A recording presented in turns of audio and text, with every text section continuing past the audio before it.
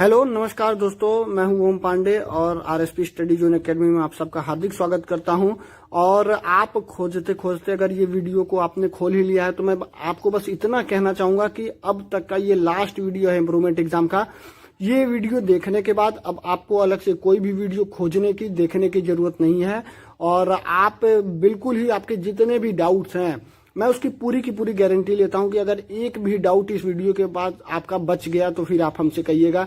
इस वीडियो पे मैं सबसे पहले दोनों जो हमारी मार्कशीट होते हैं वो मैं दोनों मार्कशीट को कंपेयर करके दिखाता हूं कि क्या डिफरेंसेस होते हैं इम्प्रूवमेंट एग्जाम की मार्कशीट में और ओरिजिनल मार्कशीट में। ठीक है। और बहुत बच्चों के ये क्वेश्चन आए थे कि जो भी मतलब इम्प्रूवमेंट एग्जाम की मार्कशीट है वो कैसा होता है या वो हमारे ओरिजिनल मार्कशीट से थोड़ा हटके होगा, डिफरेंट होगा, कि क्या प्रोसीजर क्या है, वो होता कैसा है। तो मैं उस चीज में मेरे पास एक इम्प्रूवमेंट की मार्कशीट है और एक मेरे पास ये मेरी मार्कशीट है जो ओरिजिनल मार्कशीट है क्लास 12 की।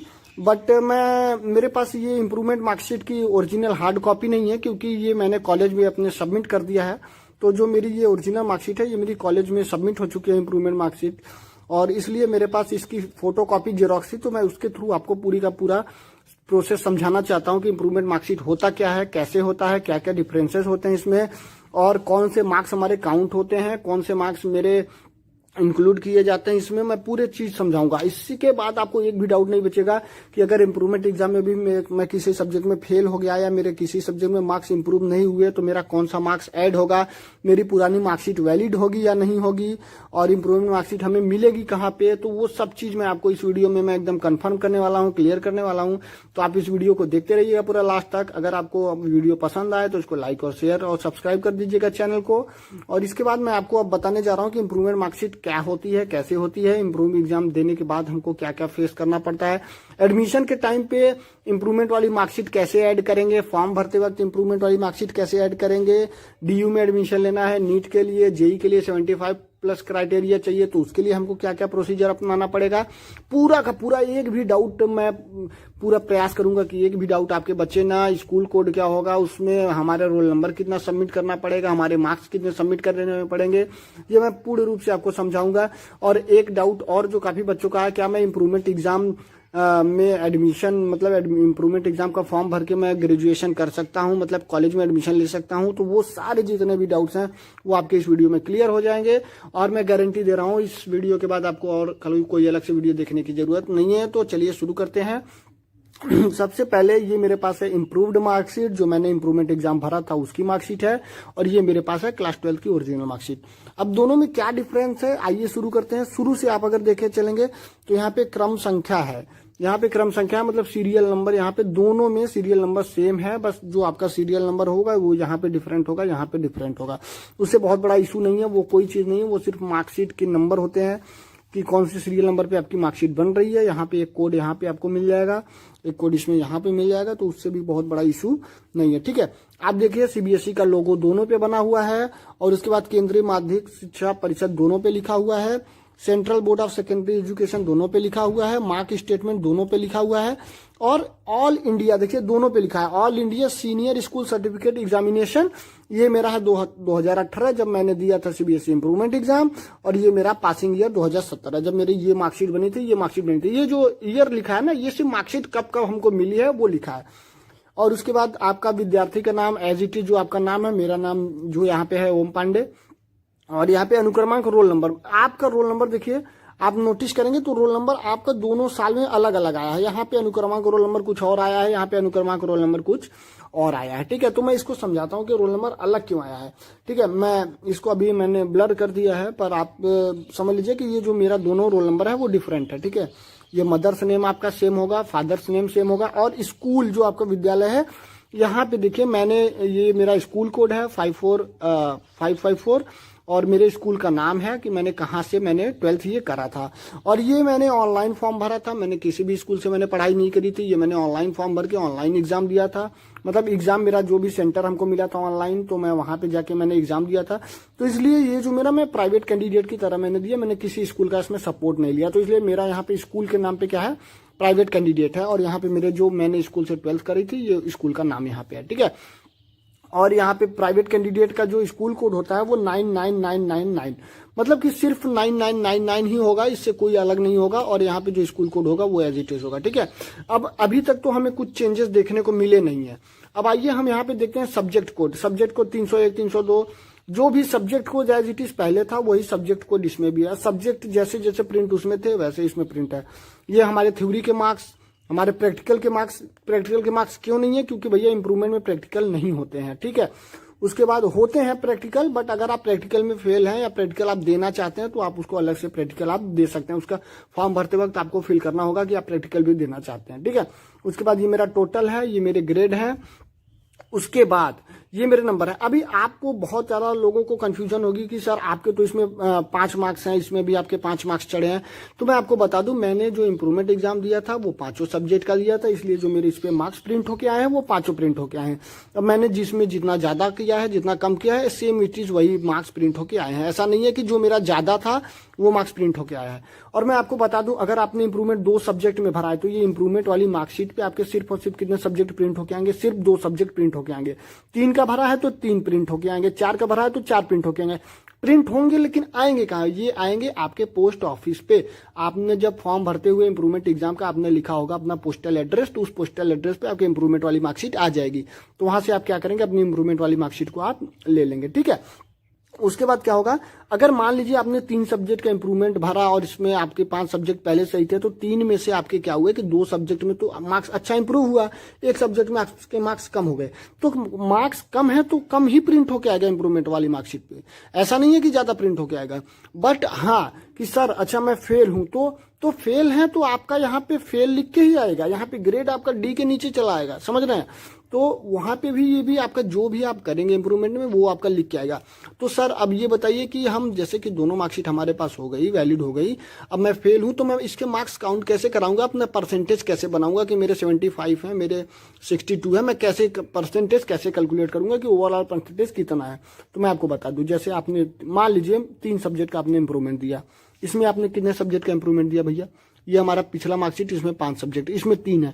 3 में से मेरे 2 के मार्क्स इंप्रूव है। मान लीजिए मेरे इंग्लिश और हिंदी के मार्क्स इंप्रूव है। आपने फिजिकल लिया हो, जो भी सब्जेक्ट लिया हो एडिशनल, तो आपके इंग्लिश और हिंदी के मार्क्स तो इंप्रूव हो गए हैं, बट आपके मैथ्स के मार्क्स कम हो गए हैं। तो आप करेंगे क्या, आप इंग्लिश हिंदी का मार्क्स यहां से आप कैलकुलेट कर लीजिए कि मेरे इंग्लिश में इतने हैं, हिंदी में इतने हैं, ठीक है। तो 2 मार्क्स यहां से आपने कैलकुलेट कर लिए। उसके बाद आप मैथ में इसमें कम है तो आप इसका मैथ मत लीजिए, आप अपने ओरिजिनल मार्कशीट का मैथ को मार्क्स को काउंट कर लीजिए। तो 1, 2 और 3, मतलब 2 इधर से लिया, तीसरा मैंने यहां से ले लिया क्योंकि इसमें मेरा मैक्सिमम था। 4, 5, तो मैंने 5 सब्जेक्ट का 500 अपॉन जितने भी सब्जेक्ट्स के मेरे नंबर थे उसको मैंने ऐड कर लिया, उसको ऐड करके मैंने अपॉन में करके उसको लिख दिया। अब मेरे जितने भी परसेंटेज बनेंगे मैं उस परसेंट को मैं काउंट करूंगा कि मेरे 12th में 75 है कि 82 है या 75 प्लस भी नहीं है। समझ में आई मेरी बात? अगर मैं आपको एक बार फिर से समझा दूं भैया, अगर आपके इसमें मार्क्स मान लीजिए इसमें आपके 2 मार्क्स अच्छे हैं, 1 मार्क्स में आप फेल हो गए, तो आप इससे 2 ही मार्क्स काउंट करिए। जिसमें ज्यादा है बस उसको काउंट करके आपको 5 सब्जेक्ट के मार्क्स अपने बनाने हैं और उसका टोटल परसेंटेज आपको लिखना है। उसके अलावा आपको इसके अलावा कुछ भी नहीं करना है, ठीक है। अब उसके बाद सबसे बड़ी चीज है कि एडमिशन लेते वक्त, फॉर्म भरते वक्त, देखिए फॉर्म भरेंगे, एडमिशन लेंगे, जब भी करेंगे तो आपका जो पासिंग ईयर होगा वो ओरिजिनल मार्कशीट का ही पासिंग ईयर होगा। जैसे कि 2017 में मैंने पास आउट करा था तो मेरा जो पासिंग ईयर हो वो 2017 ही होगा। आपका पासिंग ईयर ये नहीं कि इंप्रूवमेंट एग्जाम डाल दिया तो उसमें पासिंग ईयर, आपने 5 सब्जेक्ट भी डाला है फिर भी पासिंग ईयर आपका वही होगा, ठीक है। बस कॉलेज में एडमिशन लेते वक्त आपको एक एफिडेविट हलफनामा देना पड़ेगा, वो आपका तहसील से जहां भी होगा आपका वहां से बन जाएगा एफिडेविट, ठीक है। पहली चीज। दूसरी चीज मैं आपको ये बताना चाहूंगा कि प्राइवेट कैंडिडेट रोल नंबर वही आपका पुराना वाला रोल नंबर आप डालेंगे जो भी पासिंग ईयर का होगा, कुछ भी डिफरेंट चीज करने की जरूरत नहीं है, सब कुछ वही होगा। बस जो मार्क्स आप देंगे वो मार्क्स आप अपने इंप्रूव्ड वाला मार्क्स देंगे, उसको कैलकुलेट करके उसका परसेंटेज आप निकालेंगे और साथ में आपको एफिडेविट। अच्छा, बहुत बच्चों के क्वेश्चन आए कि क्या मैं कॉलेज में एडमिशन ले सकता हूँ? जी हाँ, आप 12th आपने कर लिया है, आप चाहते हैं कि मैं कॉलेज में पढ़ता रहूं और मैं इंप्रूवमेंट एग्जाम भी दे दूं, तो आप बिल्कुल दे सकते हैं। बस एक ये इशू है कि आपको उसमें करना क्या होगा, आपको इंप्रूवमेंट एग्जाम जब आप कॉलेज में एडमिशन लेंगे तो आपको एक एफिडेविट बनवा के कॉलेज को देना होगा कि मैं इंप्रूवमेंट एग्जाम मैं अपीयरिंग करने जा रहा हूं और मैं उसके साथ साथ कॉलेज में मैंने एडमिशन ले रखी है। तो उससे कोई बहुत बड़ा इशू नहीं होगा, कोई लीगल प्रोसेस नहीं है। और मैं आपको जितनी भी नॉलेज दे रहा हूँ इस वीडियो पे पूरा का पूरा एकदम बहुत सही नॉलेज दे रहा हूँ। आइए आगे बढ़ते हैं। ये आपको आई होप समझ में आ गया होगा। अगर नहीं समझ में आया है, जो भी प्रॉब्लम अभी भी हुई है, तो आप कमेंट में लिखिए। अगर आप फेल हैं या आपके नंबर कम है तो आप जो दोनों को कंपेयर करिएगा, जिसमें नंबर ज्यादा है उसको आप कंट्रीब्यूट करिएगा, उसको आप लिखिएगा, ठीक है। अब यहाँ पे हम देखेंगे, यहाँ पे ये मेरा यहाँ पे कुछ लिखा नहीं है, परिणाम पास है, लेकिन यहाँ पे परिणाम मेरा देखेंगे एक्स एक्स एक्स है, रिजल्ट मतलब एक्स एक्स, क्योंकि भैया इंप्रूवमेंट एग्जाम पास तो आप हैं, तभी तो आप इंप्रूवमेंट एग्जाम दे रहे हैं। तो इसलिए इंप्रूवमेंट एग्जाम पे कोई पासिंग का सर्टिफिकेट लिख के नहीं आता है, पासिंग का। और यहाँ पे अपीयर्ड फॉर इंप्रूवमेंट यहाँ पे लिख के आएगा, यहाँ पे अपीयर्ड फॉर इंप्रूवमेंट नहीं लिख के आएगा, ठीक है। यहाँ पे अनुपस्थिति आपका एब्सेंट होगा, यहाँ पे आपका फेल इन प्रैक्टिकल होगा। इससे कोई मतलब नहीं है, फेल इन थ्योरी, इससे कोई मतलब नहीं है, ठीक है। ये हमारा वो बता रहा है कि ए बी मतलब क्या होता है, जब पी एफ टी मतलब क्या होता है, ठीक है। तो यहाँ पे आपको ऐसा अगर ग्रेड मिले नहीं है तो कोई बहुत बड़ा इशू नहीं है। और इसके बाद हम आ जाते हैं एकदम लास्ट वाली लाइन पे, ये हमारा दिल्ली जहां से हमारा ये बन के आया, दोनों पे दिल्ली लिखा है, डेट बस दोनों का डिफरेंट है, क्योंकि ये मैंने तब दिया था, ये मैंने तब हमको मिला था। और यहाँ पे देखिए सिग्नेचर भी आपका परीक्षा नियंत्रण कंट्रोलर ऑफ एग्जामिनेशन, दोनों का सिग्नेचर भी क्या है, सेम है। तो मतलब कि रिजल्ट में तो कुछ भी डिफरेंस नहीं है, रिजल्ट सेम टू सेम, जैसा आप सोचते हैं 12th का मार्कशीट एकदम वैसे ही मार्कशीट आएगी। ये भी ग्रीन कलर में आएगी, ये भी ग्रीन कलर में आएगी। मेरे पास ओरिजिनल है नहीं, तो इसलिए मैंने इसके फोटो कॉपी रखी थी, तो मैं इस पर अब वीडियो बना रहा हूँ कि कोई भी डाउट आपका हो वो खत्म हो जाए। और आई होप कि बस आप ये याद रखिएगा कि आपको परसेंटेज लिखना है, वो कैसे लिखना है। अच्छा, एक चीज मैं आपको बता दूं, जब भी आप कॉलेज में एडमिशन लेने जाएंगे या जब भी आप काउंसलिंग कराएंगे, जब भी आपको मार्कशीट की जरूरत पड़ेगी, तो आपको करना क्या है। देखिए, अगर आपने 5 सब्जेक्ट के इंप्रूवमेंट भर दिए हैं, तब तो आप ये मार्कशीट सीधे सीधे आप जमा कर दीजिए। अगर 5 सब्जेक्ट के इंप्रूवमेंट आपने नहीं भरे हैं, 2 ही 3 का भरा है, तो आपको ये दोनों मार्कशीट को ऐसे लेनी है, एक फोटो क्लिक करना है, इसको आपको प्रिंटर में डाल के A4 साइज पे स्कैन करा देना है, ठीक है। स्कैन करा के दोनों मार्कशीट को एक साथ कंबाइन करके आप सबमिट करेंगे। आप जहां पे एडमिशन लेंगे, जहां पे फॉर्म भरेंगे, जो भी करेंगे आप, ठीक है। मतलब दोनों मार्कशीट आपकी एक पेज पे ही होनी चाहिए। दोनों मार्कशीट एक पेज पे होगी तो जो भी देखेगा वो समझ जाएगा कि इसने इंप्रूवमेंट वाली मार्क्स को इंक्लूड किया है। और इसके अलावा अगर इसके बाद भी अगर आपकी कोई डाउट बच रहे हैं, बस आप एडमिशन लेते वक्त, जो भी करते वक्त, आपको दोनों मार्कशीट एक साथ करनी पड़ेगी। और मैंने पूरा प्रयास किया है कि इसके बाद आपके इंप्रूवमेंट एग्जाम और उसके रिजल्ट और जो भी उसका प्रोसीजर है, अगर उसके बाद भी अगर आपके मन में कोई डाउट बच रहा है तो आप उसको कमेंट में रखिएगा। मैंने पूरा प्रयास किया है आपके सारे डाउट सुलझाने को। अगर ये वीडियो मेरा अच्छा लगा हो तो इस वीडियो को जरूर लाइक करिएगा, शेयर करिएगा जिनको ज़्यादा ज़रूरत है। और मेरे इस चैनल को सब्सक्राइब करिएगा, क्योंकि CBSE से रिलेटेड बाकी इन्फॉर्मेशन मैं आपको देता रहूँगा। और बाकी आपको कुछ वीडियोस मैं और बनाने वाला हूँ, जिसपे आपको मैं बताऊँगा कि कौन कौन से कॉलेज बेस्ट हैं, आप किस कॉलेज में जा सकते हैं, इंजीनियरिंग कैरियर ऑप्शन क्या है क्लास 12 के। तो आप इस वीडियो को लाइक करना ना भूले और इस चैनल को सब्सक्राइब करना ना भूले। बाकी फर्दर लेटेस्ट अपडेट पाने के लिए अगर ये वीडियो अच्छी लगी हो तो इसको लाइक करिएगा।